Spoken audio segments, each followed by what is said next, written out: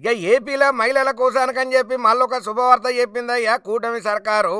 ఇక కూటమి సర్కారు ఇచ్చిన హామీల మీద ప్రధానంగా దృష్టి పెట్టినట్టే కనబడుతున్నది.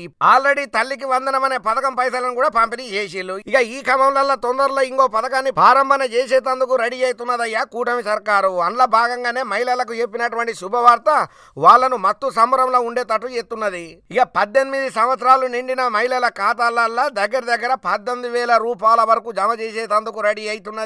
అధికారంలోకి వస్తే 18 సంవత్సరాలు నిండిన ఆడబిడ్డలకు నెలకు 1,500 చొప్పున ఆర్థిక సాయం అందిస్తామని చెప్పి చంద్రాల సారు అప్పట్లో ఎలక్షన్ టైంలో హామీ ఇచ్చిన సంగతి మన అందరికి ఎరికైంది.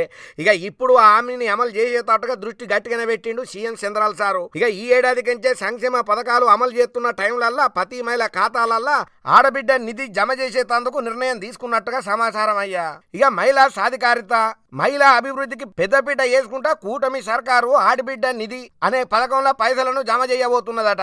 ప్రతి మహిళకు ఆర్థిక స్వాతంత్రం కల్పించుడే ఈ పథకం యొక్క ప్రధాన ఉద్దేశమని చంద్రాల సార్ ఆలోచన. ఇక దీని ద్వారా 18 ఏళ్ల నుంచి 59 ఏళ్ల మధ్య వయసున్న అర్హులైన ప్రతి మహిళకు నెలకు 1,500 రూపాయలు సీదాగా వాళ్ళ అకౌంట్లకే కొడతారట.